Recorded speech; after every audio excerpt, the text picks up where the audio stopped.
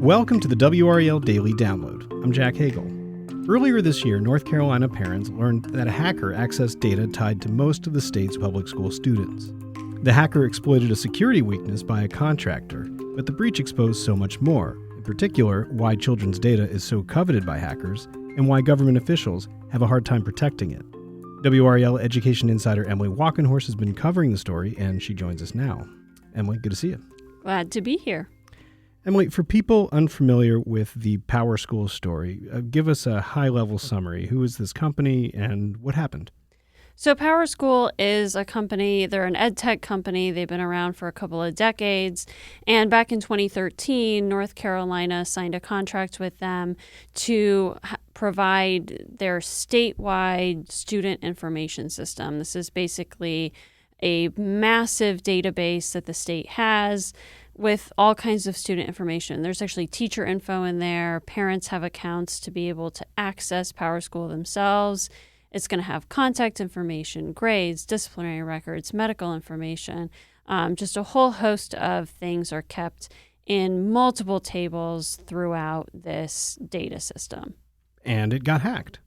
Yeah, so this happened back in December. An account owned by a contractor of PowerSchool was compromised. An unauthorized actor got into this account. They were able to access information in a maintenance system. So this is basically, a customer support portal, and it had access to all kinds of not necessarily all the data in PowerSchool, but rather more contact information for students and teachers. But it was still more than contact information because there were, at least for students, potentially over 100 different data points in there. Now, you reported a lot of this back in January when the breach was first disclosed. Since then, you and our colleague Destiny Patterson have spent months going through public records, interviewing officials about the matter. What did you guys find out? What's new?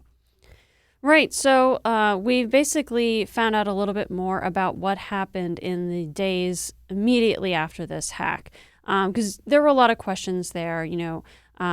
Basically, the hack occurred on December 19th is when PowerSchool believes the hack occurred, and they didn't learn of it until December 28th. So 9 days later, they didn't know about it for over a week. And what we learned from state officials was that PowerSchool told them that the hacker is who told them about the hack. So basically this hacker had access to data for a week and a half and realized PowerSchool didn't know about it and told them. So then basically what state officials have told us is that PowerSchool paid a ransom to this hacker and watched the hacker delete this data via video. And now PowerSchool says, we think this is contained. We don't anticipate data being released. We haven't noticed anything. And they've said, we keep asking them periodically, and has anything changed? And very recently, they were like, no, we still haven't seen any sign of that data being out there. Now, can customers trust that? I mean, this is a hacker after all, right? Right. So the skepticism has been there since the beginning from a lot of cybersecurity experts. You can say this threat is contained, but a word that I think state officials had used to describe the data is they believed this data had been destroyed based on their conversations with PowerSchool. And cybersecurity experts have said, well, how do you know it's destroyed? How do you know no copies were made? Because how well do you actually really know these hackers? And so basically, I talked with Doug Levin. He runs the K-12 Security Information Exchange. And he said, I would take that with an enormous grain of salt, that this data is truly contained and is not in the hands of any kind of bad actor. He says you just can't trust a hacker. I mean, they hacked and tried to extort this company for this information. That's what appears to be the case. And he said, why would you trust them, basically? Well, let's take a quick break. When we come back, we'll hear about what state officials are doing to shore up student data. Stick around.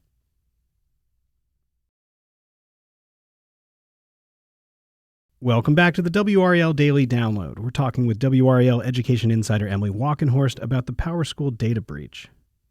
Emily, this is believed to be one of the biggest school data breaches of its kind, but it's far from the only one. Why are hackers targeting student data?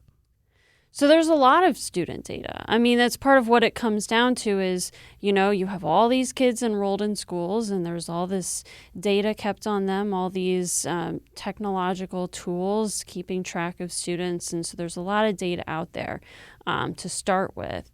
And on top of that, the data of children can be very valuable because children, they don't have credit cards, they don't have any real reason to check their credit score or get a credit report or anything like that. So if in theory you had, just a couple of data pieces of a child, you could impersonate them or steal their identity rather.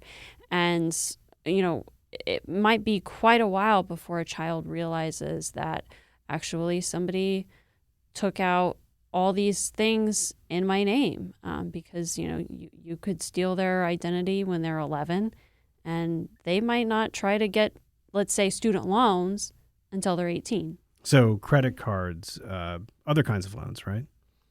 Right. I mean, it'll be several years before, they take any interest in their own credit or need to use it in any way. Now, what have state officials done to make sure that something like this doesn't happen again? So the state basically, after this breach, they brought in all their contractors and they met with all of them in some capacity to review their security. This is something they do annually, but, they made a point of doing it after this breach to make sure everybody basically was still in compliance. And then they have, they haven't, in all of their annual reviews necessarily found issues with PowerSchool. But basically they wanted to do this. One thing that when we talked to DPI, we talked to Vanessa Wren, she's our chief information officer, and she said, when it comes to cybersecurity at this point in 2025, it's a matter of when, not if, a breach will occur. Now, you mentioned the credit checks and so forth before the break. What else should parents be doing to make sure that their children's data hasn't been compromised? So you can take advantage of this Experian credit monitoring. So it's important to remember, this is not necessarily just children. Teachers were in this and also former students. So a lot of people who, might be 24, they could have been a part of this breach as well. So, if you went to a North Carolina public school, you're no longer there, you haven't heard from Experian offering you this credit protection, you might want to reach out to your school and see whether you were affected and can also take advantage of this credit protection. For children, one thing, parents can do is they can monitor to see if their child's social security number is coming up in any credit reports. So that is what Experian would offer for those children for 2 years. Another option anybody has is to just freeze your credit. So this is a little bit more complicated of an option because, it would require written permission from you for a credit check if you wanted to, apply for a loan or something. But essentially what it does is it kind of keeps, a stranger who can't provide this written permission from maybe taking something out in your name. And what happens to PowerSchool? The incident is under investigation by the North Carolina Attorney General. The company's facing a dozen lawsuits. What happens next with them? Right. They're going to have to keep an eye out for class action lawsuits, and many of those could be consolidated and might last for years. They are being investigated. In North Carolina, it's important to remember that everybody who has ever used PowerSchool is potentially affected by this breach. So in July, all the schools are going to transition away from PowerSchool over to Infinite Campus. And so PowerSchool will end up being kind of an afterthought for a lot of people in North Carolina. But you could still have the lingering effects of this PowerSchool system even once the state stops using it because of this breach. Well, I know that you'll keep watching as this develops. Thanks, Emily. Of course. That's WRAL Education Insider Emily Walkenhorst for her reporting on the PowerSchool breach. Go to the education section of WRAL.com. I'm Jack Hagel. Thanks for joining us, and thanks for listening to the WRAL Daily Download and for making us part of your morning routine.